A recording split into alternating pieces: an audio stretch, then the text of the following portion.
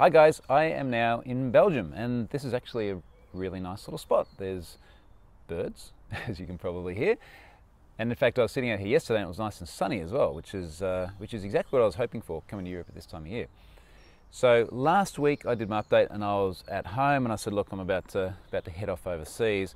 I flew to Porto. In fact, I flew to Lisbon in Portugal. So I left home Saturday afternoon, flew to Dubai, flew to Lisbon, waited in the queue for passport control for about an hour and a half, waited for the train, took the train to Porto, finally got to the hotel. 35 hours door to door. So, you know the bits where you see travel and you go, wow, travel's really awesome and it's really glamorous. That's the bit that's not so much. So that was a bit of a massive trek. And as a result, between that and then the things I've done since then, I haven't written anything new or done anything new to talk about. So I thought I'll give you a bit of an update about what I'm doing and some of the things I do on these trips before I've got to jump in back to my workshop, which I'll explain in a moment. So anyway, on this trip, I'm away for 6 weeks and I'm doing a heap of talks, a heap of workshops, a heap of user groups as well. And as I sort of said before, I try and combine all these things because if I'm going to go to the other side of the world, if I'm going to fly 35 hours or travel 35 hours, I'm going to make the most of it. So on Monday, I was in Porto and I did my 2-day Hack Yourself First workshop. And if you're not sure what Hack Yourself First workshop is, go to the big workshop link on my blog and it explains exactly what I do. So I went to a company there. There was a private training event and spent 2 days helping everyone sort of get to grips with what a lot of these online threats are. Now in these workshops, I mostly have people who are building systems. So I mostly have developers. I have a few security folks. There's a couple here in my workshop today, as well as the other day. And then sometimes I have like project managers, sometimes testers, sometimes DBAs, architects, other people involved in delivering software. And the cool thing about this is that these are people who are aware that security is something kind of important because they read the news, right? But they haven't necessarily gone through the process of seeing how something like SQL injection works. And the cool thing is that this workshop gives them the opportunity to understand the mechanics, to actually execute it, so people get to do SQL injection attacks, as well as a whole bunch of other things. And then we get to sort of talk about, all right, well, how are we going to fix this thing? And I find it really interesting because I get to sort of see how the masses out there, so how, you know, your normal everyday folks out there building software perceive these risks. And of course they find it interesting because, okay, first of all, it's kind of fun breaking shit. And second of all, they get to then go back to their desks and hopefully build more secure software. So I do this same thing 2 days in a row, over and over and over again. And fortunately, sort of being an in-person kind of thing, we can make it a little bit more interesting, a bit more interactive. So I don't go crazy doing exactly the same stuff. So I did that in Porto for 2 days. I also did a user group while I was in Porto. So I try and make the most of these trips and actually do things that are useful community-wise as well. So I spoke at the OX OPSEC user group in Porto on Monday night, which was cool. We packed out a really cool place there.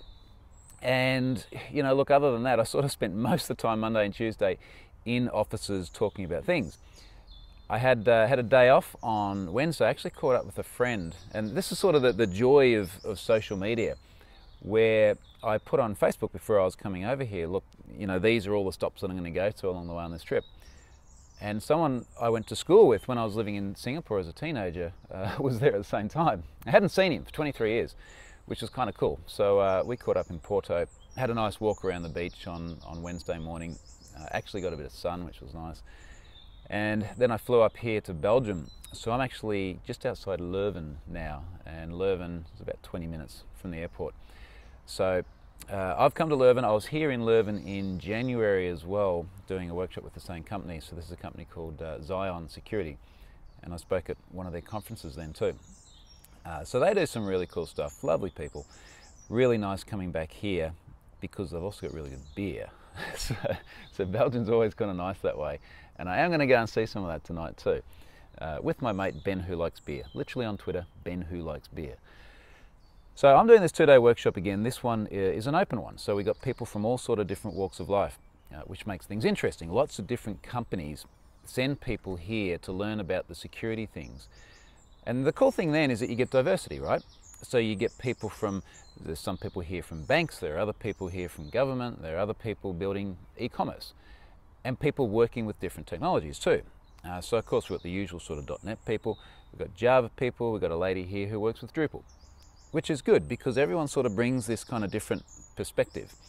And I make the courses technology agnostic too. So the whole time we're talking about, here is the behavior of web apps when you query them this way, when you send certain types of data to them. And then in the underlying database, this is the way it's going to process requests which might cause SQL injection vulnerabilities, for example, or SQL injection exploits. So that's kind of cool, and they're very interactive too. So having a lot of questions from people. What about this thing? Did you see that thing? Makes it kind of interesting. So today's Friday. Last night I also spoke here after doing the workshop from 9 to 5 and talking non-stop, which is my voice is starting to get a little bit funny.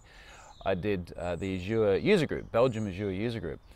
And I spoke about some of the things that I've learned running Have I Been Pwned. So I've done this talk before, running large-scale web apps on a coffee budget. And I've done this before at Ignite. And in fact, if you go to troyhunt.com/recorded talks, I think it might be recorded -talks. I'll put it in the links. You can see that talk there, along with a bunch of other ones. And this is kind of interesting because it's sort of from the trenches stuff, right? So we see all this kind of cloudy, Azure-y stuff. What's it actually like? You know, so how is it to actually run something at scale?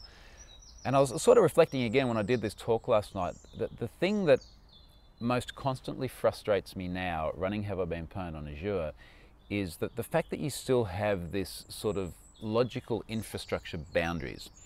So here's what I mean by that. I was talking about how Have I Been Pwned often appears in the news. And being in the news, say on the digital news, is fine, because it appears in the digital news and people sort of gradually start coming to the page and you sort of get a rush of traffic, but it ramps up like that, right? The thing that makes life really hard is when you're on the news on the TV, because what's happening is you've got all of these people sitting around at home holding their smartphones like I'm looking at now, holding their smartphones, and it appears on the screen at the same instant for everybody watching this. And it's almost as if tens of thousands of people, in fact it is actually like tens of thousands of people, pick up their phone and go haveibeenpwned.com at once. And I go from hundreds of people on the site at once to tens of thousands of people on the site at once, within seconds, not within minutes, like literally within seconds. And when you look at the way, say, Azure autoscale is fantastic. You need 5 minutes worth of utilization over, say, 80% of CPU or something like that. So you need a trigger that happens over a long enough period of time to add instances. And in fact, you can't set Azure to do it any less than 5 minutes. So the problem I've got is when scale ramps up, or demand rather, ramps up far faster than what scale can. And I don't have a good answer to this problem other than making it stretch as far as possible. So what I've been doing to make it stretch as far as possible is things like putting everything behind Cloudflare. So front page cached by Cloudflare, all the images, JavaScript, CSS, everything cached by Cloudflare. So when that demand hits, I'm trying to have a bare minimum of requests actually go through to the origin. And really what the bare minimum of request means is when someone searches for their email address, making sure that that's pretty much the only request which actually goes all the way back to the origin. So there are a few others, things like if you do domain searches, etc. But that's what I've been trying to do to solve this problem. And in fact, what I need to do is when you search, and you can see this if you go to your network tools, you go to haveibeenpwned.com, you search for your email address, you'll actually see 2 requests. One searches breaches, one searches paste. And I reckon I'm going to be able to make some good gains by combining that into one request, and then it will just return both entities, and then I'll just async the queries of the underlying storage construct. So I'm hoping that that stretches me further. But no matter how good a job I do in terms of reducing the load on the origin, there's always going to be a point at which you get enough requests fast enough that you can't possibly process them with the scale you have, and you can't put scale on fast enough to deal with it. So I think probably sort of this serverless era that we're heading towards, and we're getting a bit of a glimpse of this with functions, is probably going to be the thing that saves me there. But I would love to just have just a construct where we say, make as many queries as you like, put as much load as you like, I'll pay for it. That's cool. I don't mind, because this is happening when the thing's wildly successful. It's cool, and then I get more donations and stuff, and that will cover it. but I'd love to get away from having this concept of you can stretch this far and now you need another block of this thing, which is like another instance, and then you have so on and so forth. So anyway, I'm rambling a little bit, but as I said, I don't have particular things that I've written to talk about this week, but that was something, and there's a little pop-up on my screen, we'll get rid of that. That is something which sort of came up again last night and I thought was particularly interesting. Curiously, with the Belgium Azure user group, and I saw someone comment on this on Twitter, you know, we're there doing Azure, and I did an Azure presentation, and then basically all the questions were related to security. And I don't know if that's because I'm known to do the security things, or if it's more reflective of the fact that security is just such a big topic that is pervading across everything. I mean, even this morning, like literally half an hour ago when I was driven in here to the event by one of the guys, he was saying, oh, did you see the new thing that was spreading last night, the new virus? I was like, oh, okay, I missed that. What was that? And there's this fireball thing, which is basically, I don't think you can strictly call it malware. It's adware. It's bundled adware with other products that changes search engines and dodgy stuff like that. And apparently we got something like 250 million machines around the world, typically corporate machines, now infected with this. Not quite sure how it got infected so quickly, if it's just bundled with other crap, but it's just cool to wake up each day and go, I got no idea how crazy shit is going to get today. So I'm still sort of yet to read that and understand it properly. Anyway, to start wrapping up, because I do have to go and run this workshop in about 9 minutes, very last thing today is my blog this week is sponsored by HelpNet Security. They do actually write a lot of really awesome stuff too.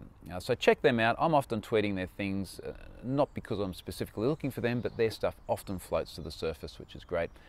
Appreciate their support.